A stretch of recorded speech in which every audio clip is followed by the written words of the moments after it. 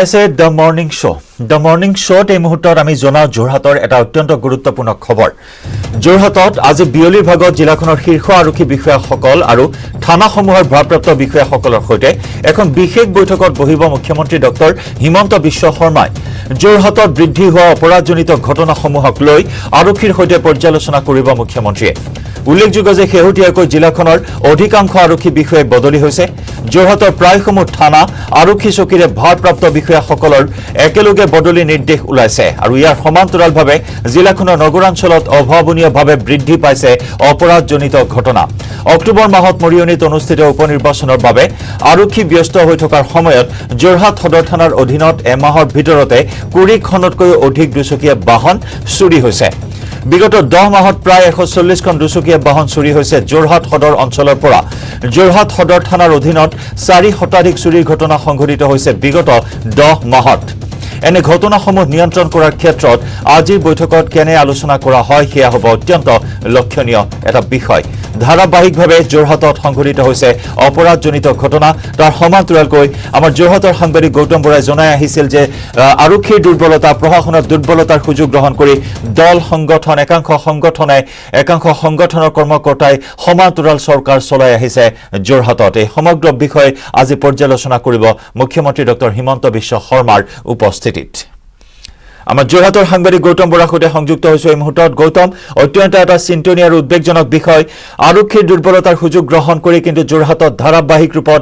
অপৰাধজনিত ঘটনা সংঘটিত হৈছে। আজি মুখ্যমন্ত্ৰীয়ে আলোচনা কৰিব এই গম্ভীৰ বিষয়টোৰ ওপৰত। হয়, নিশ্চয়কৈ জয়ন্ত চাওক, আমি ধাৰাবাহিকভাৱে বাতৰি সম্প্ৰচাৰ কৰি আহিছোঁ যে যোৰহাটত বিগত সময়ছোৱাত আমি দেখিবলৈ পাইছোঁ যে ব্যাপক হাৰত অপৰাধজনিত ঘটনা বৃদ্ধি পাইছে আৰু বিশেষকৈ যিসকল জনসাধাৰণ তেওঁলোকৰ সম্পত্তি আৰু জীৱনৰ নিৰাপত্তা নোহোৱা হৈছে। কিয়নো আমি যদি তথ্য বিশ্লেষণ কৰোঁ তেনেহ'লে দেখিবলৈ পাম যে এই বছৰটোত অৰ্থাৎ জানুৱাৰীৰ পৰা অক্টোবৰ মাহলৈকে যোৰহাট সদৰ থানাৰ অধীনস্থ এলেকাসমূহতে 4 শতাধিক চুৰি ঘটনা সংঘটিত হৈছে। অক্টোবৰ মাহতে 20খনতকৈ অধিক বাইক চুৰি হৈছে। ঠিক সেইদৰে এই বছৰটোত অক্টোবৰ মাহলৈকে 140খনতকৈ অধিক বাইক চুৰি ঘটনা সংঘটিত হৈছে। আৰু আমি দেখিবলৈ পাইছোঁ যে নতুন চৰকাৰ গঠন হোৱাৰ পিছতে যোৰহাটৰ অধিকাংশ আৰক্ষীয়ে ইতিমধ্যে বদলি হৈছে বিভিন্ন স্থানলৈ। আৰু শেহতীয়াকৈ আমি দেখিবলৈ পাইছোঁ দুদিন পূৰ্বে যোৰহাটৰ প্ৰায় সংখ্যক থানা আৰু আৰক্ষী চকীৰ ভাৰপ্ৰাপ্ত বিষয়াসকলৰ পদোন্নতিসহ তেওঁলোকৰ বদলিৰ নিৰ্দেশ ওলাইছে। অৰ্থাৎ বহু নতুন আৰক্ষীয়ে যোৰহাটত আমি দেখিবলৈ পাইছোঁ। আৰু তাৰ সমান্তৰালভাৱে বিগত কেইদিনত কিন্তু অপৰাধজনিত ঘটনাৰ সংখ্যা ব্যাপক ৰূপত বৃদ্ধি পাইছে। আৰু জয়ন্ত, আমি ইয়াৰ পূৰ্বে বাতৰি সম্প্ৰচাৰ কৰিছিলোঁ যে যোৰহাটত জিলা প্ৰশাসনৰ আৰক্ষীৰ দুৰ্বলতাৰ সুযোগ লৈ একাংশ সংগঠনে সমান্তৰাল প্ৰশাসন চলাই আছে আৰু তাক লৈ জনসাধাৰণ অতিকৈ বিতুষ্ট হৈছে। আৰু শেহতীয়াকৈ যোৰহাটৰ ব্যৱসায়িক সমাজ এই সন্দৰ্ভত যোৰহাটৰ আৰক্ষী অধীক্ষক আৰু যোৰহাটৰ উপায়ুক্ত এই সন্দৰ্ভত তেওঁলোকে অভিযোগ দিয়াৰ পিছত তদন্ত ঘোষণা কৰিছে যোৰহাটৰ জিলা উপায়ুক্তগৰাকীয়ে। গতিকে আজি যিখন বৈঠক অনুষ্ঠিত হ'ব, মুখ্যমন্ত্ৰীগৰাকীয়ে যোৰহাটৰ উচ্চপদস্থ আৰক্ষী বিষয়া আৰু থানাসমূহৰ ভাৰপ্ৰাপ্ত বিষয়াসকলৰ সৈতে যি আলোচনা হ'ব তাত এই বিষয়সমূহে স্থান পায় নে নাপায় সেয়া লক্ষণীয় হ'ব। বা যোৰহাটৰ যিসকল উচ্চপদস্থ আৰক্ষী বিষয়া আছে তেওঁলোকে মুকলিকৈ এই কথাসমূহ বা আৰক্ষীয়ে যিসকল সমস্যাৰ সন্মুখীন হৈ আছে সেই কথাসমূহ অৱগত কৰিব নকৰে, তাক লৈ বৰ্তমান প্ৰশ্নৰ সৃষ্টি হৈছে। আৰু তাৰ ওপৰতে সকলোখিনি নিৰ্ভৰ কৰিব যে মুখ্যমন্ত্ৰীগৰাকীয়ে যদি প্ৰকৃত সমস্যাখিনিৰ বিষয়ে জানিব পাৰে বা আৰক্ষী লোকসকলে আৰক্ষী বিষয়াসকল কি সমস্যাত ভুগি আছে সেই কথাখিনি যদি মুকলিমূৰীয়াকৈ মুখ্যমন্ত্ৰীগৰাকীয়ে জানিব পাৰে তেনেহ'লে হয়তো সমগ্ৰ ব্যৱস্থাটোৱে সুস্থিৰ ৰূপলৈ অহা পুনৰ সম্ভাৱনা আছে। আৰু জয়ন্ত, আমি দেখিছোঁ যে যোৰহাটৰ যিগৰাকী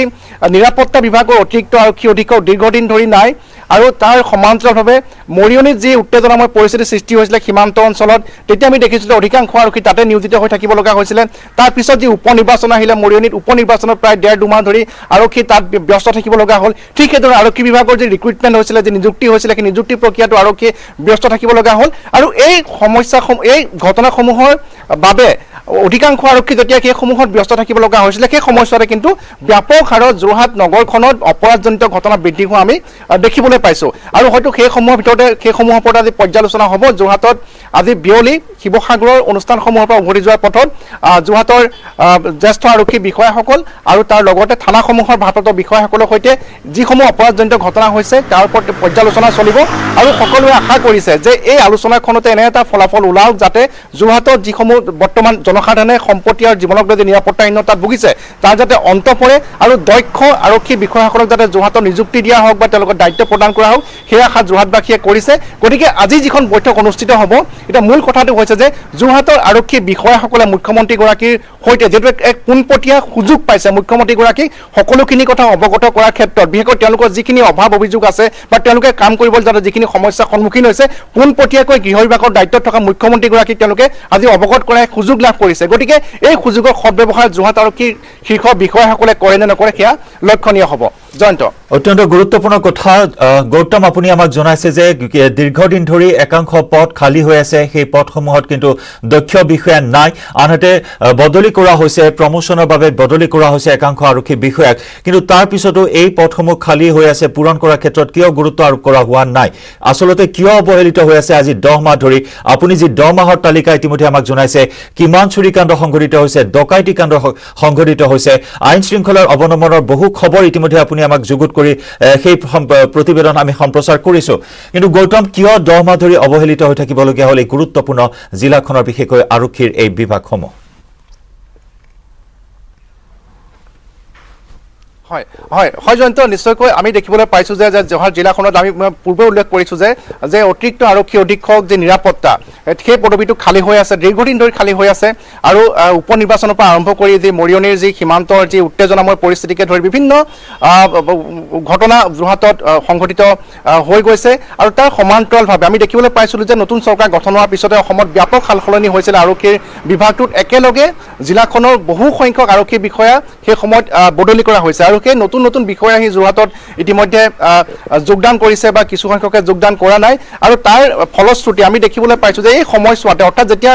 পুৰণা বিষয়াসকল বদলি হৈ পেলাই যোৰহাটৰ পৰা গৈছে বা যোৰহাটলৈ নতুন বিষয়াসকল আহি যোগদান কৰিছে সেই সময়ছোৱাতে কিন্তু অপৰাধজনিত ঘটনা বহু পৰিমাণে বৃদ্ধি পাইছে আৰু শেহতীয়াকৈ আমি দেখিছোঁ যে যি দুদিন পূৰ্বে বদলি অৰ্ডাৰ নিৰ্দেশ ওলাইছে যে যোৰহাটৰ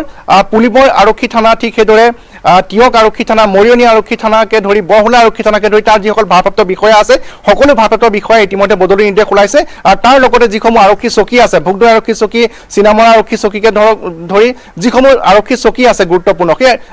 লাহদৈগড় আৰক্ষী চকী সেই সকলো আৰক্ষী চকীৰে ভাৰপ্ৰাপ্ত বিষয়াসকলৰ বদলি অৰ্ডাৰ ওলাইছে গতিকে একে সময়তে একেলগে এনে বৃহৎ সংখ্যক আৰক্ষী যেতিয়া বদলি হৈ যাব আৰু তেওঁলোকৰ স্থলাভিষিক্ত হৈ বিভিন্ন স্থানৰ পৰা নতুন যিসকল বিষয়া আহিব এই